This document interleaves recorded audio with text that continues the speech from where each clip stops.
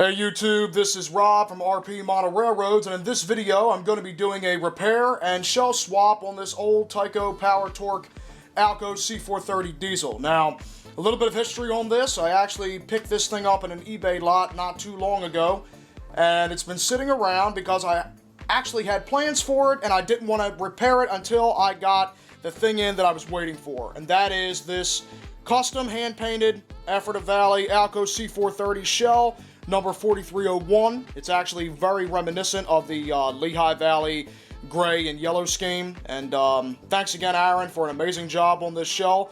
So let's get into shell swapping this PowerTorque assembly into the Ephrata Valley number 4301. And before I get too deep into the repair, I just want to mention exactly what is wrong with this. So I did test this locomotive in the unboxing video that I did not too long ago when I bought it in the lot. As I previously mentioned, it does run, but it needs some major work. First of all, as far as the truck assembly, I need to solder on 2 wires, solder them back in place. I also need to install a brand new bottom plate on this, which I happen to have a used one right here that'll do just fine.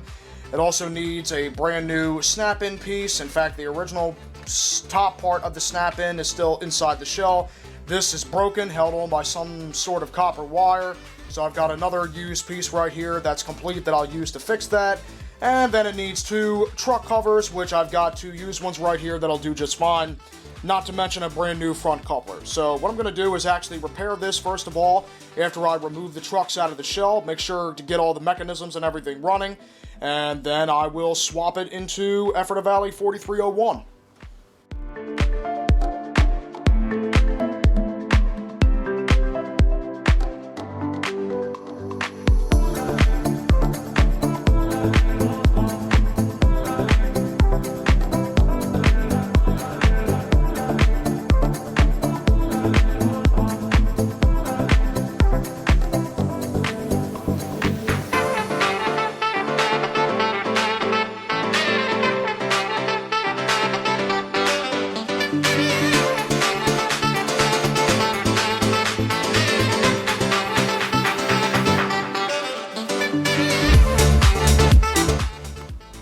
Alrighty, so quick update here. You probably saw the work that I did, including removing the trucks out of the shell and then getting them ready for the next steps. But one thing that happened is the truck cover on the one side of the rear truck popped off because apparently it had been glued before by somebody a long time ago. So I took most of the glue off so that I'd be able to get a smooth bond and then glued the truck cover back on. It's actually still drying with some liquid cement. Now, the next thing I'm going to be working on is actually this.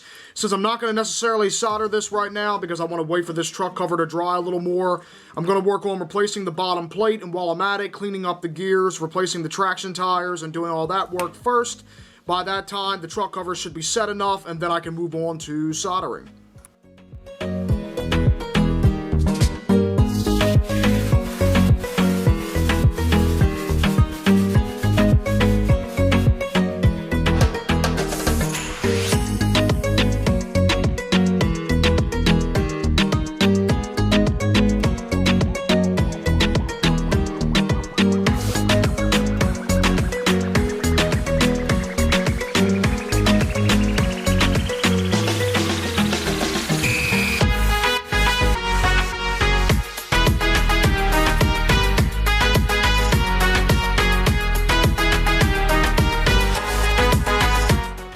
Just saw me do there was unscrew the bottom plate, and while I was at it, take out all of the axles, and they weren't really that dirty as much as I expected. So I just grabbed an old toothbrush and some rubbing alcohol, a little bit of it, and just lightly brushed over it to get any dirt or debris off of there. Same thing with the gears here. They're pretty clean, so I didn't really do too much.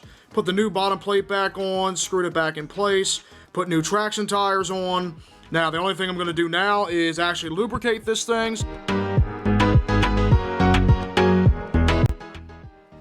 Now, let's connect some direct power up to this thing and see how it runs. Okay, so I got 2 power wires hooked up to the back of the PowerTorque motor, or rather on the brushes. So, let's see how this thing runs.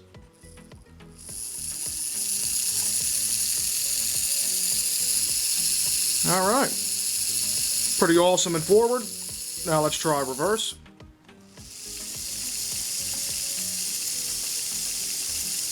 Alright, we are good to go.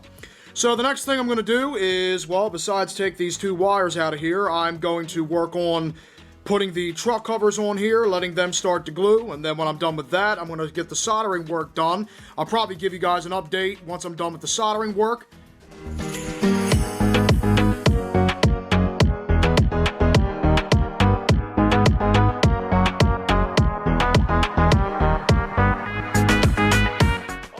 Then. So while I'm not a master solderer, I think I managed to get the wires back where they belong. Let's see what happens. Yep. Alright, there we go. Light bulb is working, and so is the truck.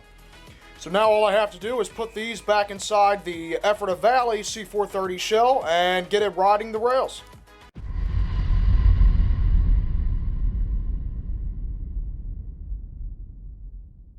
Okay, after doing a little bit more work and installing the trucks back into the shell as well as the fuel tank weight, I believe it is ready to run. Let's see what happens.